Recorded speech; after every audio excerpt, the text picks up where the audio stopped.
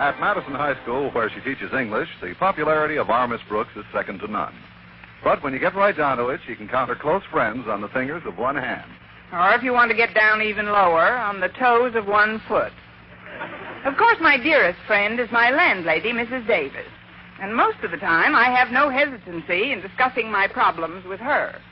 Particularly when she gives me the opening, as she did last Friday morning at breakfast. Here, dear, have a little more tea. Connie, I hate to bring this up, but, well, you don't look rested at all. It's merely because I haven't been getting any sleep.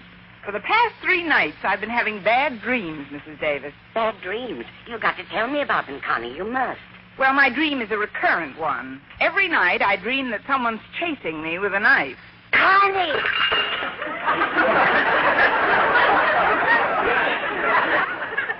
Perhaps it's something in your subconscious, something in your past that'll explain your psychopathic fear of knives. Well, what's psychopathic about it?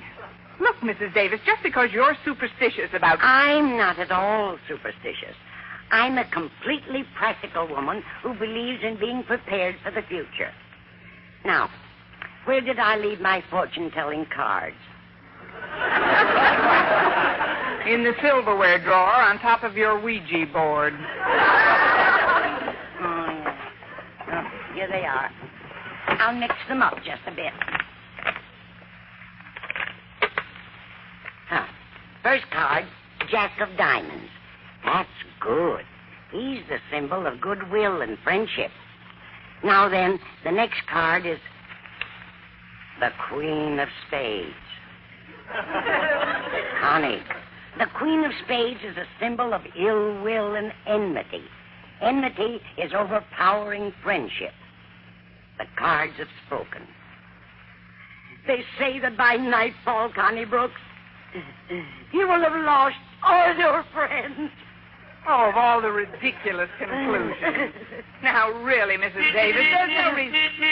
I'll be right with you. That's Walter Denton to drive me to school. Now, try to pull yourself together, Mrs. Davis. Now, just forget the card. No one in his right mind would believe in cards. Now, just a minute. I'm not in my right mind. Isn't that what you mean? I didn't say that. I simply... Oh, yes, you did. I did not. Now, go ahead, bully me. Tell me I'm mentally unbalanced. Oh, believe me, dear, I wouldn't do anything in the world to hurt you. That's the last insult I'll ever take from you. I'm going to my room. Mrs. Davis! I'm one friend you can cross off your list. Goodbye, Miss Brooks. Friendship, just perfect friendship. When other friendships have been forgotten, ours will still be hot.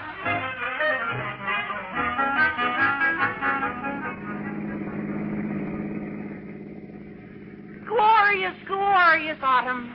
Awake ye songbirds and serenade the sallow sun. There's a real bite in the air, Miss Brooks. Well, close the window. I've already been bitten. You're certainly in a shoveling mood this morning. Shoveling? You know, grave diggerish. It's an expression used by the younger malt shop set. It's synonymous with party pooperish. Party pooperish? Yeah, like the noun schnuckle. Come on, pull out of the pea soup, Miss Brooks. Don't be an oddball. No wonder you flunked your last English test. That's enough malt shop jive for today, thanks. I've had it. Walter, you know how close Mrs. Davis and I have always been. Do you think anything could happen between us that could result in our becoming, well, enemies? Oh, of course not. Oh, little differences might arise occasionally, but those could be of no more than fleeting duration. You're right. When I get home from school, she'll be the same friendly, lovable Mrs. Davis that she's always been, of course. Oh, gosh, it's good to see you smile, Miss Brooks. For a minute there, you looked as if you'd been stabbed with a knife.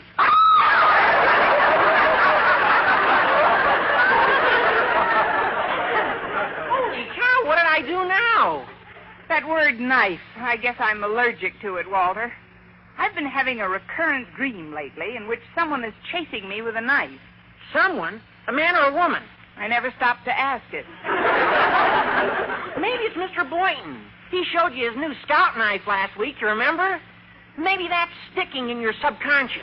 No, he put it back in his pocket. Oh, I suppose I could be wrong, but you... Oh, here's the school, Miss Brooks. I'll pull up and let you off in the front. Well, thanks for the lift, Walter. You're a true friend. Day after day, month after month, picking me up to drive me to school. Oh, just a minute, Miss Brooks. I thought we might discuss this matter at lunch, but since you brought it up, I may as well break it to you now. This is the last time I'll be able to drive you to school. The last time? I don't understand. Well, I'm a growing boy, Miss Brooks, and I need my sleep. So I figured out that if I don't have to pick you up in the morning, I can grab off an extra 10 minutes to shut-eye. So, at last you've revealed yourself in your true colors. Huh? If you think more of a little sleep than you do of me, then you're no friend of mine. Goodbye, Mr. Denton. Mr. Denton? Friendship, friendship, just a perfect friendship. Well, superstition or not, Mrs. Davis's prediction that I would be friendless before nightfall was turning out to be awesomely accurate. The score was 2 down, Mrs. Davis and Walter Denton, and 1 to go, the one being Mr. Boynton. However, shortly before noon, I was summoned to my principal's office. Good morning, Mr. Never mind that. I summoned you here to discuss the chair you rammed against the wall yesterday. I hold you personally responsible for the damage. $20, please. Hand it over. $20?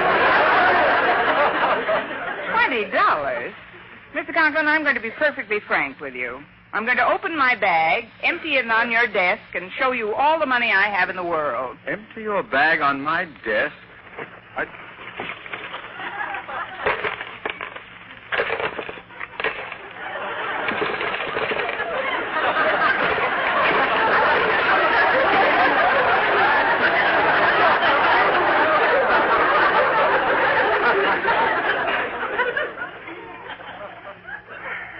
I've heard about the contents of women's bags before, Miss Brooks.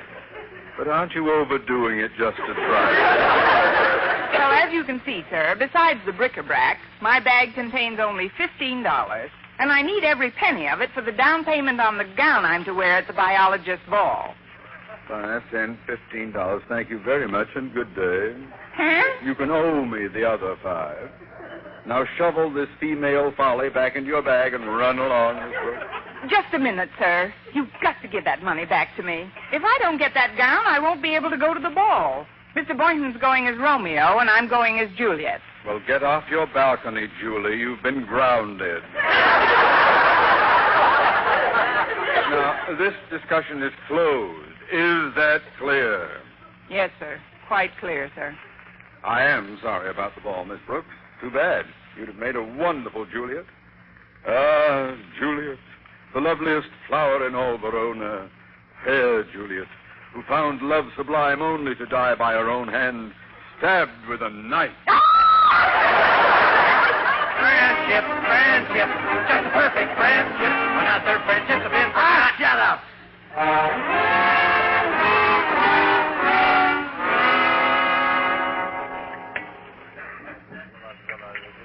I'm sorry to be late for lunch, Miss Brooks.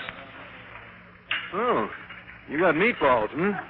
Just one meatball. I couldn't list its mate. That's a job for Tarzan. I got one meatball myself. Imagine, they charge 40 cents for meatballs in this place now. 40 cents is small change, Mr. Boynton. I know a girl who has a bigger financial problem. What's your girlfriend's problem? Well, she can't afford to buy a new gown she was planning to wear on a date tomorrow night. A rather heavy date. Does she have another gown? Yes and no. That is, she has a gown, but it's rather old. Well, I don't care how old it is. Remember that old blue taffeta thing you wore last New Year's? Did I say anything? Not a word. My old blue taffeta. I have it, Mr. Boynton. I know just what to do with it. What? I'll crimp the bodice, Juliet style, and wear it to the biologist's ball. Just for kicks. Would you mind? Why should I mind? What you wear is entirely up to you. I hope you have a lot of fun at the ball, Miss Brooks. Oh, I'm sure I will, Mr. Boynton. Oh, by the way, who are you going with? With whom am I going? Whom? Direct objects of verbs, indirect objects, and objects of prepositions are in the objective case, Mr. Boynton. Therefore, the preposition with must take the relative pronoun whom in those sentences in which the objective, who am I going with?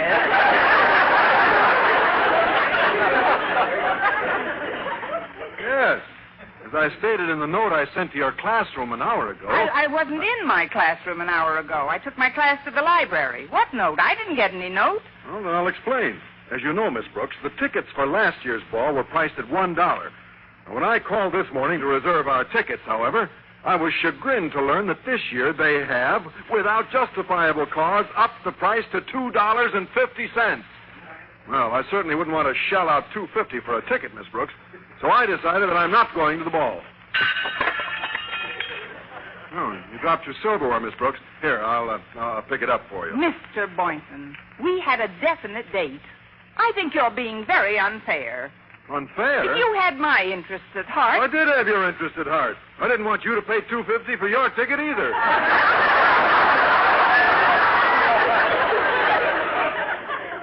Well, at last you've shown yourself in your true colors. What are you talking about? I was just...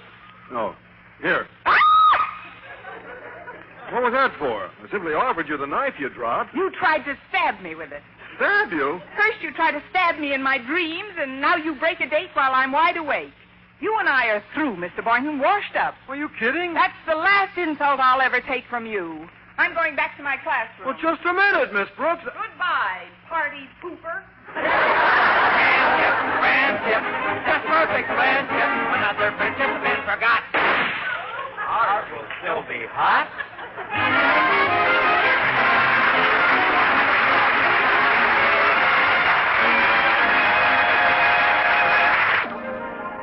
Well, after I lost my last friend, I finally came to a definite decision. Shortly after making it, I ran into Harriet Conklin in the hall. Going home for the day, Miss Brooks? Not for the day. I'm going for keeps, Harriet. For keeps? I'm tired of this school and certain people in it. Oh, not you, Harriet. You've been very sweet. I'm going to miss you. But, Miss Brooks... Think of me once in a while. Bye now. Miss Brooks. Hey, wait for us. I have nothing to discuss with you, Walter.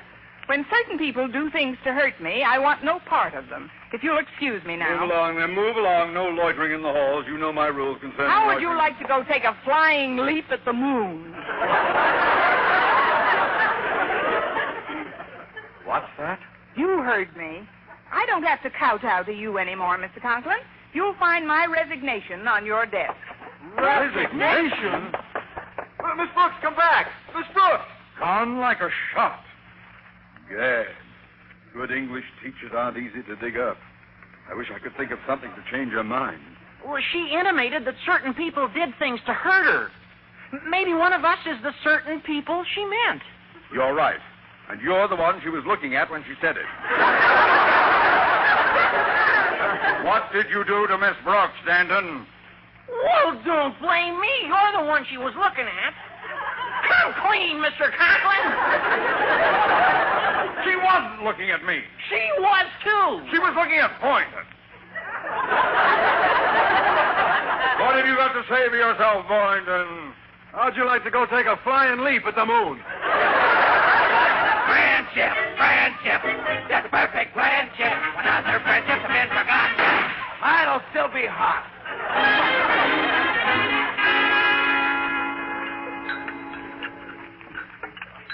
You've hardly touched your dinner, Connie. Whether or not I eat should be of no concern of yours, Mrs. Davis. You told me to cross you off my list of friends, remember? Oh, that was this morning. Now that you've lost your other friends, I wouldn't dream of deserting you. Welcome home. But please don't mention that word dream. It's incredible the way things worked out, Mrs. Davis. The knife bit in my dreams, and then losing my friends as you predicted. I'm sure that part was coincidence, and yet I won't rest until I find out what's causing those dreams. Someone's at the door. I'm going to my room. Whoever it is, I'm not in, Mrs. Davis. I don't want to see anyone. All right, dear. Why, Mr. Boynton. Good evening, Mrs. Davis. I'd like to see Miss Brooks if she'll let me. She'd love to see you. You just make yourself comfortable, Mr. Boynton. I'll go fetch her.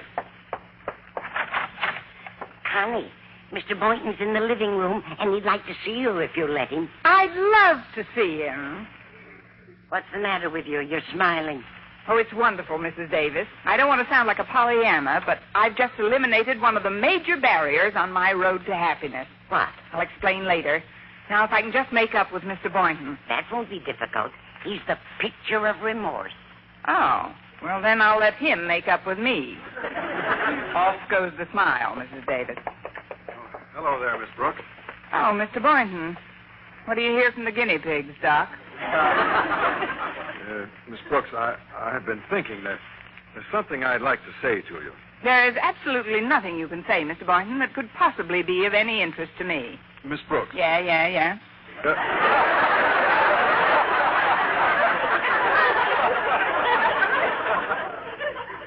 $250 or no $250, I just purchased 2 tickets for the biologist's ball tomorrow night. I was wondering if you'd wear that beautiful old blue taffeta thing of yours and be my dad. Come in. Good evening. Oh, Mr. Boynton, how are you? I don't know yet, Walter. Yeah, Miss Brooks, I've been thinking. If you have, you must have stolen the mechanical brain somewhere. Oh, don't be cruel, Miss Brooks. I realize I don't really lose any shut-eye when I pick you up and drive you to school every morning, so I'd like to continue doing so, if you don't mind, please. What do you say, Miss Brooks? Huh, please? Well, One left the door open, didn't one?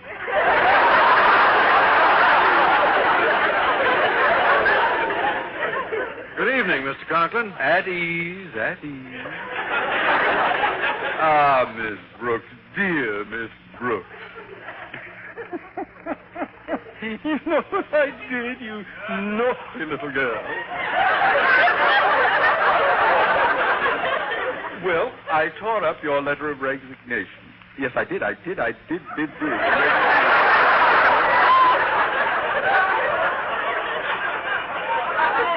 Moreover, I called the Board of Education and appropriated ample money to repair the damage to the wall in your classroom.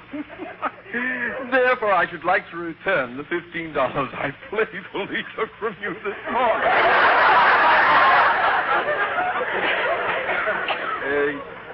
You will accept the money and let bygones be bygones, Miss Brooks? I believe I can answer all 3 of you boys in one crisp sentence. Mr. Boynton, you may take me to the ball. You may continue picking me up for school, Walter. And Mr. Conklin, hand over the 15 fish. $1. I heard everything, Connie. Now you can buy the new gown for the ball. Of course, you don't have to wait until then to date her, Mr. Boynton. While I'm fixing a snack for Walter and Mr. Conklin, why not take her out to a movie? Well, that's a splendid idea. Yes, isn't it? They can wait for a minute for the snack, Mrs. Davis. Come and help me get my things. Excuse us, folks. I'll get your coat, dear. Meanwhile, you can explain what you meant when you said you discovered what's been blocking your path to happiness. I was referring to those dreams in which someone's been chasing me with a knife. Those nightmares are gone, Mrs. Davis, gone for good. Then it was something in your subconscious, wasn't it? Oh, definitely. You see where the covers are off my bed? Yes. Well, take a good look at that bed spring sticking through my mattress. That's what was stabbing my subconscious.